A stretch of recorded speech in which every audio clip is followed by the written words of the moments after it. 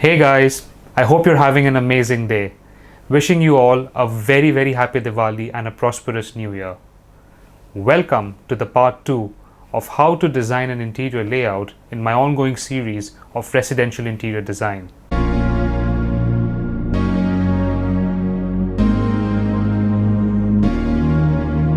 In the last video, I discussed about 2 of the 5 important factors that greatly impact the design of our layout. Thus, continuing further, I'll be discussing about the remaining 3 factors today. Once we have the orientation in place, the next step is to space out the furniture in such a way which not only provides comfort in moving around, but also avoids the space to look or feel claustrophobic. These are very minor details, but have a very deep impact on the design, especially the comfort factor. It also adds to the aesthetic value as all the furniture that is placed looks organized.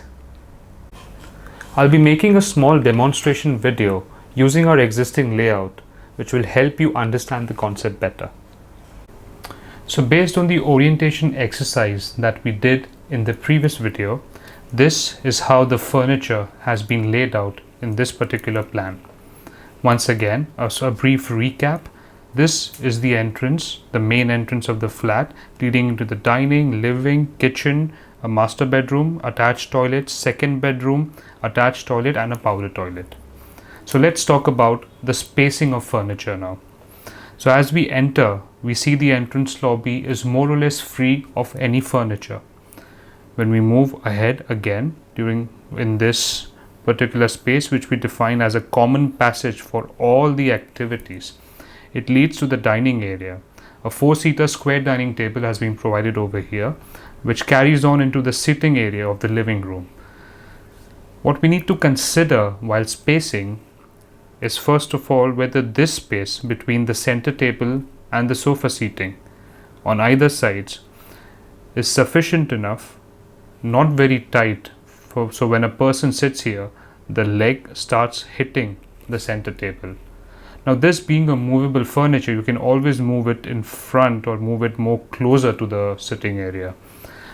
Moving ahead, I'm not very happy with the position of this particular table because I find this spacing is a little too tight. So what we can do here is either move this table further to the left, or we can just move it further across like this, so that we get more spacing over here, more free space. Next we come into the kitchen area. So we have 2 platforms on either side and almost a 4.5 feet wide passage, which is a good service passage to cater to both these platforms. Coming to the master bedroom from this side, so you have the bed placed over here. There is ample amount of space between the bed and the wardrobe, which I have placed over here, so that it's easier. Even if you have an openable shutter, you can easily open it without disturbing the bed space. The space between the bed and the TV unit and the writing table is also quite sufficient for the movement. I think it's almost somewhere around 3.5 feet, which is ample amount of space to move around. Coming to the second bedroom over here, this has more space than the master bedroom. So we have placed the bed on this wall. We have the 2 side tables. This space and this space is very nice to move around freely in case to open the wardrobes on this side. As you can see, we have more space. We can give a small dresser on this side. This entire space can be utilized by placing maybe, I don't know, another chair over here with a footrest, which is flexible. It can be moved around anywhere in this space, and this is the TV unit on this wall.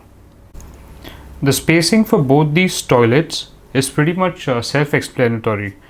As you enter over here in this toilet, you have all this passage area which caters to the basin, the WC, and you can enter the shower area. Similarly, for this bathroom as well, you enter from here. There is the basin area over here, the WC is here, and the shower is here. So the spacing wise, despite a few tweaks here and there, especially in the dining area, I think more or less the furniture layout is sorted. Ergonomics is defined as the science and practice of designing spaces to match the capabilities and limitations of a human body. Now we are getting into in-depth detailing of design of furniture with respect to human dimensions.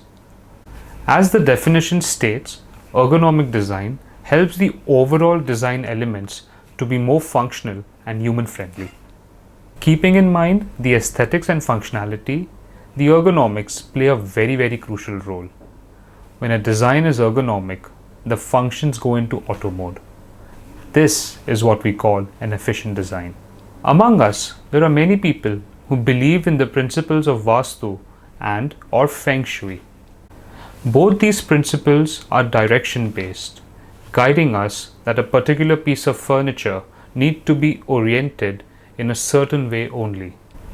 It may sound a bit daunting and impractical at times given the floor layout that we have, but fortunately there are ways to deal with it. Firstly, we must understand that Vastu or Feng Shui is not a made up hoax. These are scientifically based principles on directions. They speak about positive and negative energy that the directions bring with them, which again is scientifically proven.